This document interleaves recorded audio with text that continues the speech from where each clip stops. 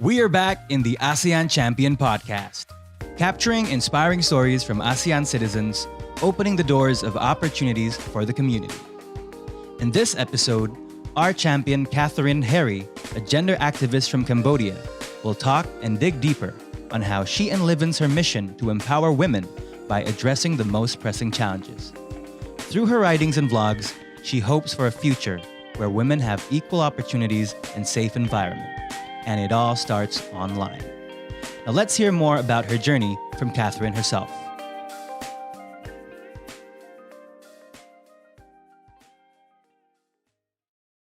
Thank you for joining us today in our ASEAN Champion podcast, Catherine. It's a pleasure to be able to sit down and chat with such an inspiring person like you, even though virtually. Because as a fellow woman myself, I am truly inspired by the fact that you could be vocal and fight for a change for us women to have a better social standard. But enough about what I think, because obviously we're here today to get to know you, Catherine, as an activist slash influencer that specifically talks about social issues surrounding women. So, Catherine, welcome. Thank you so much for having me. It's such a pleasure and an honor to be here. It's a pleasure for me too. Okay, so Catherine, I heard that you're actively blogging and writing about feminism, sex education, and social issues since you were a teenager, right? Yes. Okay, but for some that are not aware and familiar with the issue, the term women empowerment has a broad understanding. So, to you personally, the term women empowerment mean, and what issues do you feel that are very important to be addressed in the society? So I have actually been starting doing this since I was about 17. That's when I started indulging myself into the world of feminism. For me, women empowerment, for many people, they get put off by the word feminism because they think that feminism is all about women. Some people think that it's only about women. It's about women being on top or wanting more pieces of the pie, basically, to put it simply. That is why when we go to conferences, whenever the topic is about feminism, not many men are involved because they think that it's like a women's issue, even in Cambodia as well. But it's actually not.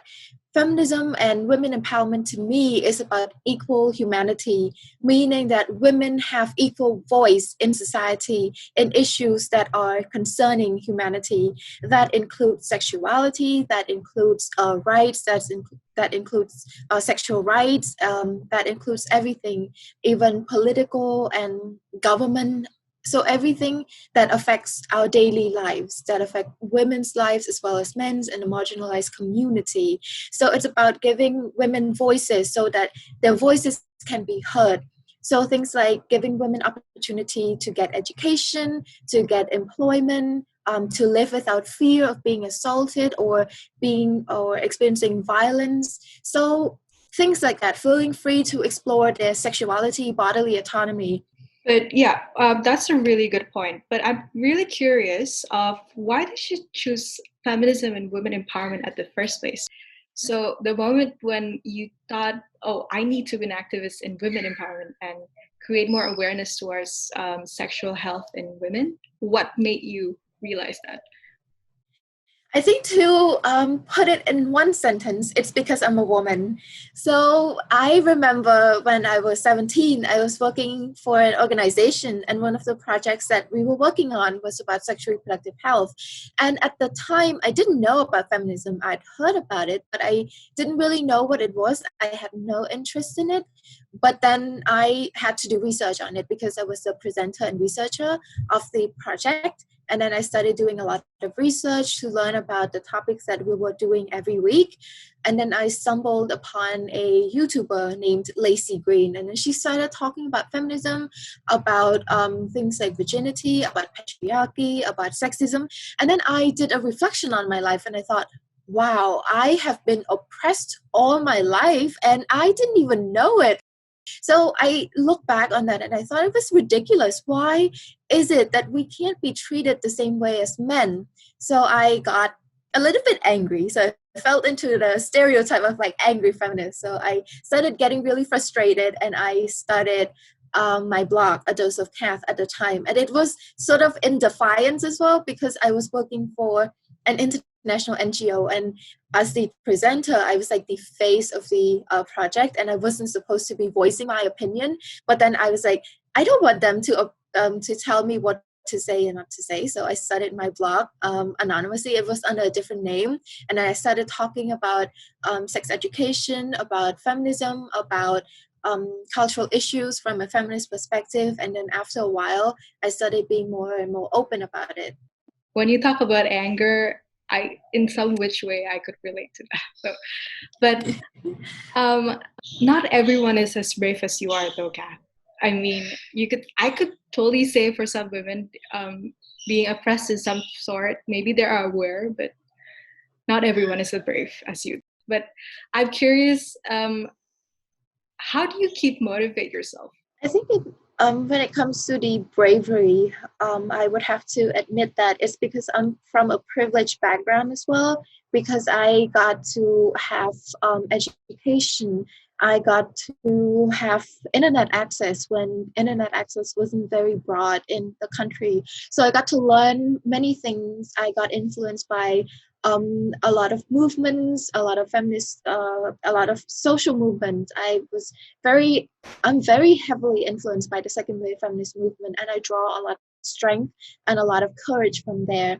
But I also understand that not every woman comes from the same privileged background as I am, and some women they experience oppression under their family, and I don't experience that much. So because of that, I want to help them to, in a way, to make their voices heard and to be like the beacon of hope in a way for women who otherwise couldn't have their voices as loud as I can.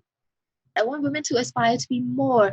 I want to see more young female leaders. I want to see young female CEOs. I want to see women taking the world by storm and just reclaiming our space. And because of that, I'm doing everything that I can. And I know that I also need other women's voices to also back me up and to be a collective effort. And I think that's one of the other thing that is very motivating about this movement, this social movement, is that you get to meet many women around the world, and we all share the same cause. And going to conferences with other feminists is very encouraging, because it's like we're united by this frustration, this hope, this anger, this fear, and yet we also want to see changes. And that's very infectious, actually. Well, I'm infected right now. I feel very empowered. But we need more hope, like what you said earlier, especially during a very uncertain time like today, right? Yeah, given with the current situation, we cannot lie with the global pandemic and, of course, the crisis that comes along with it. This has certainly been affecting our life, if you agree. Because, well, not only in our chat Zoom call right now, but everyone in the world are affected. But I'm curious, as an activist that fights for a cause that needs constant commitment 24/7, how did it affect you, the way you advocate for this issue? COVID-19 has been a very difficult situation for many people around the world. Even though in Cambodia we're not as deeply affected by that, we don't have restricted lockdown, and we don't really see much effect aside from unemployment. So it's not as bad as many other countries, but it's still, unemployment is still a big issue. A lot of women in factory workers and government factory workers have lost their jobs, and that is it's very disheartening, and it's very sad, because then they have to go back to their hometowns, or even doing jobs that otherwise wouldn't be paid as well, or even resort to many other undesirable things that they wouldn't want to be in. And even though that is the extent of the problem that we see in Cambodia, we also have to look at women around the world as well, because we share the same cause, and I want women around the world to be safe, to be well as well. But we see the rise in in domestic violence in many countries because women are stuck at home with their abusers. Shelters are closed, and then we see a lot of women around the world are losing their jobs as well, not just in Cambodia. And that is really affecting all of us. And it doesn't change much in terms of how I advocate because I advocate online. Sometimes I go to schools, sometimes I go to events to talk, but most of my activism is online. And because of that, I still get to do the things that I do to spread the messages that I have been doing. But still, I can't deny the effects that it's having on women around the world. Yeah, what I want to really emphasize is the fact that it's very full of negative news right now. Yeah. It's very on crisis. I know it's a situation, it's a crisis, but we need more hopeful message, like I said earlier. So how do you stay hopeful and motivated, and how do you keep on giving hopeful messages towards the people? I can see that it's very, very hard to remain hopeful in the current situation. We have the 2020 hasn't been very kind to most of us. We have the pandemic. I mean, earlier in the year, we had the Australian wildfire, and we've lost so many people, and it's been a very tragic year. But at the same time, I hope that with the pandemic, we can see all the problems in society that are being laid out. We can see some countries are seeing the cracks in the healthcare system. We can see in some other countries, for example, countries that are experiencing the rise in domestic violence, we can see the problems blatantly. They have surfaced, and it's obvious for everyone to see. So I hope that after the pandemic, we can all start to rebuild a new society where we are tackling those problems that we obviously saw rising during the pandemic. And I hope that we take this as a learning opportunity for all of us, not to go back to the way that things were before, because obviously the way that things were before wasn't working. That's how we end up in this situation. So we need change. And fortunately, amidst all the crises and terrible things that happened in 2020, we have seen a lot of social movements. Going back to the fact that the topic like this might be unconventional, I've also noticed that are people that are against your advocacy, stating that you are being too extreme while attempting to denounce your efforts. So how do you handle these comments? People can be very aggressive online because they believe that they can hide behind their screens and they can say whatever they want, even things that they wouldn't have otherwise spoken in person. And it can be very hard, especially being a woman talking so openly about sex, being a feminist. I am targeted frequently all the time. Even when I post pictures, they would try to scrutinize everything from my weight to how I look, attack me personally as a person, attacking my appearance. But the thing is, what I've learned is to actually do self-care. So I try to detox. I don't go to social media all the time. I take my time out to read, to write, or to play with my dogs, or to just go out. I don't really focus on all my energy online because it can be very toxic, and you can easily go down the rabbit hole that way.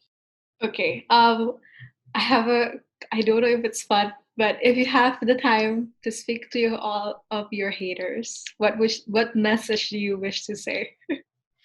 I would tell them that I actually, every time I post a video, I look forward to their presence on my videos, because the thing is, it makes it exciting. It really sparks a conversation. And when I post videos, I don't want 100 comments all praising me or saying that they agree. I want people to go in there and actually challenge the idea and actually spark a conversation. I really, I don't know if this makes me a statist, but I really like it when supporters and haters go into the comment section and start debating and start going into heated discussions, because I feel like I have achieved my purpose, because the point of my vlog is to start a conversation, difficult conversations that we wouldn't have otherwise talked about so publicly.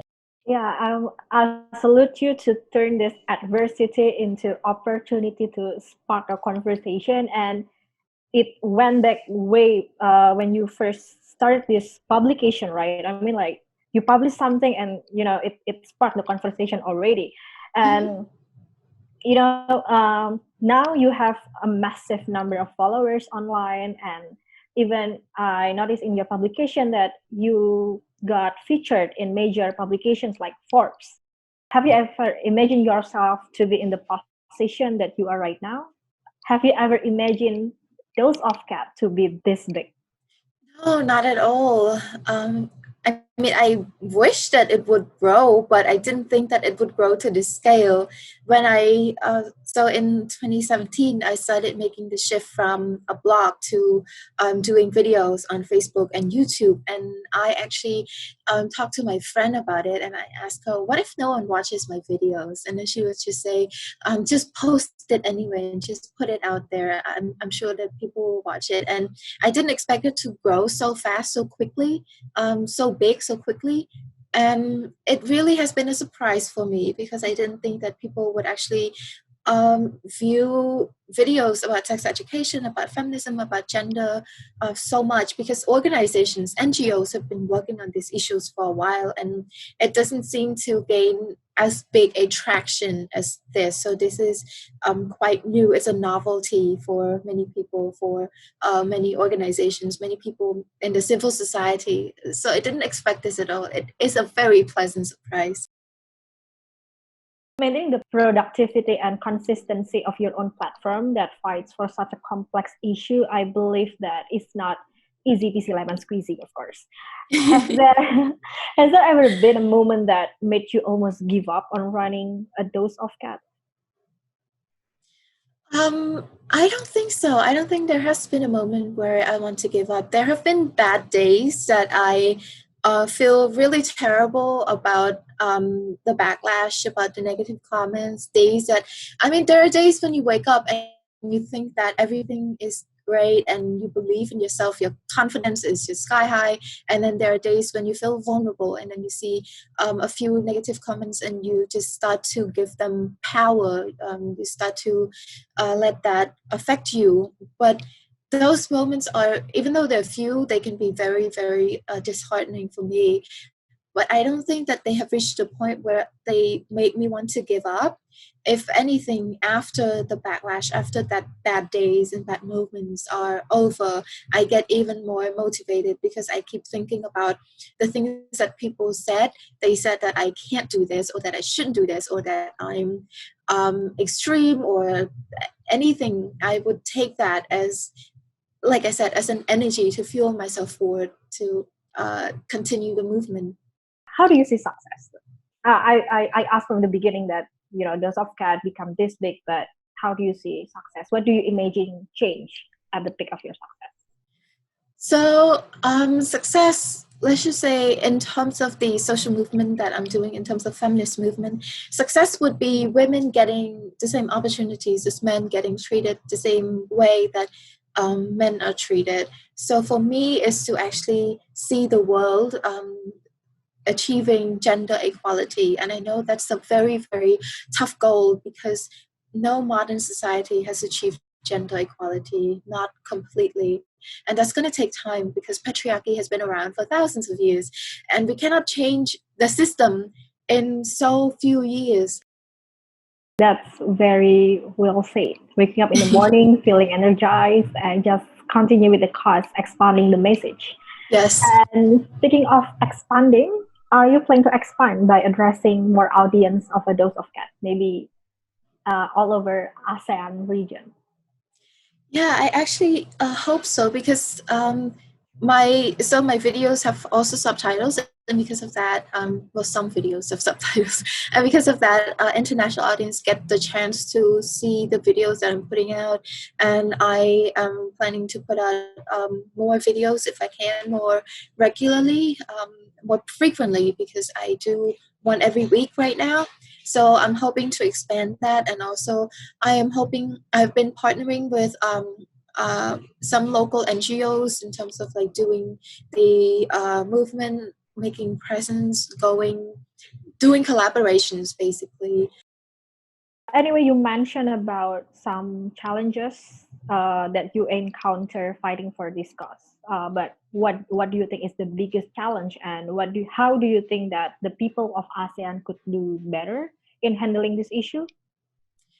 The biggest challenge for me is patriarchy. The biggest challenge is men in position of power who don't want to give women the opportunity to also have a say in it, to also have to share the power basically, and they feel threatened, and because of that they have been oppressing or clamping down. And we also see a lot of women internalizing misogyny and sexism. So the biggest challenge for me is not necessarily people, but the structure, the system that has been put in place. So in a way, feminism is about fighting patriarchy, about fighting a system that is very, very difficult. It has, like I said, it's been around for so long, and we're just fighting it now. So that's the biggest challenge for me. I think for ASEAN as a whole, I think it's about first learning more and being willing to be open about it, especially learning about gender equality, about women empowerment, because for now, I think that many people, especially men, are so turned off by the idea of that. They don't go to any events that even have the word women in it, because they think that it's all about women. So I think we need to come together and to learn about it, be open about it. Kind of agree with you, and I feel like the message of empowerment is sometimes likely being misinterpreted. Like you said, it's part of the culture, and actually it's not. What would you do to, realign that? I mean, what would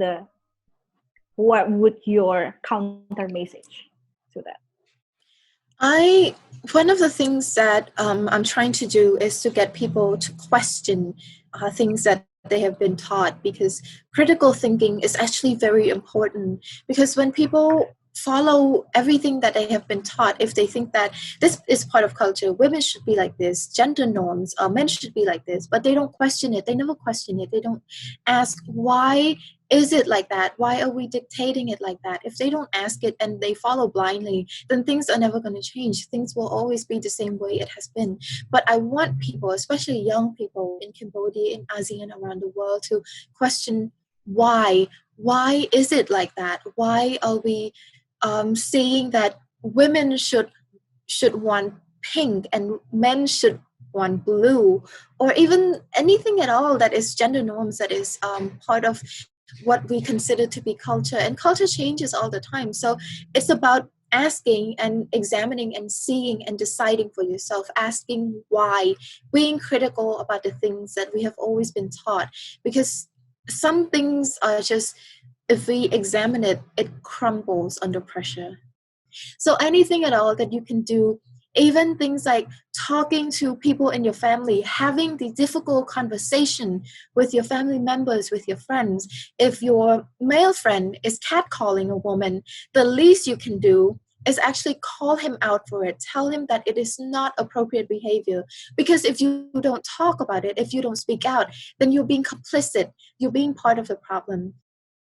You mentioned about critical thinking, you mentioned about just speak about it, but we also believe that in order for us to get this empowerment going so far, I think right now we should put a place of prevention in putting the barrier or the things, the inequality to happen at the first place. And here in ASEAN Secretariat, we are putting together the effort to promote an idea called the culture of prevention. Mm-hmm. The name itself, it's self-explanatory. It's having to say that prevention is better than cure. And as an activist, as a feminist that prevents more damage to the society through advocating equal standards and treatment to women in the region, you play a huge part in promoting an ideology like this.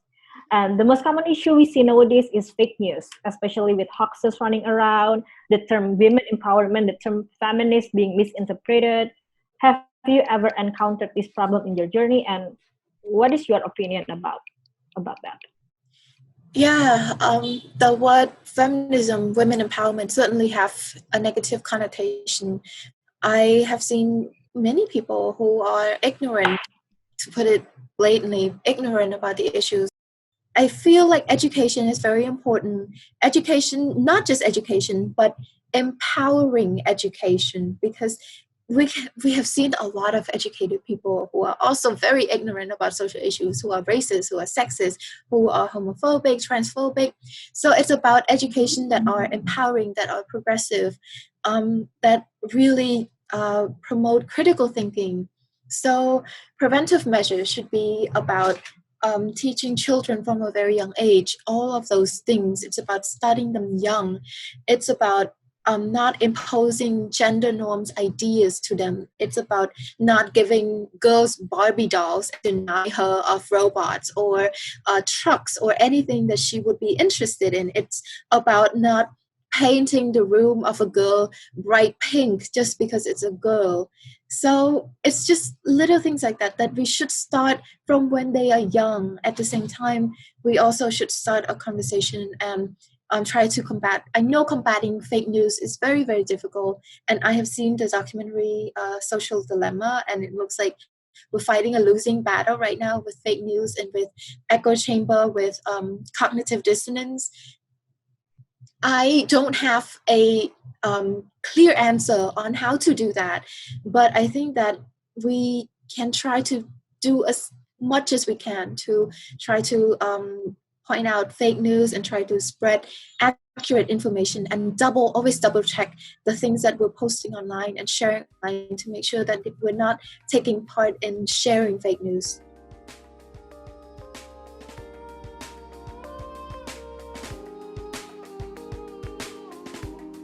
Thank you for listening to ASEAN Champion Podcast with Catherine Harry.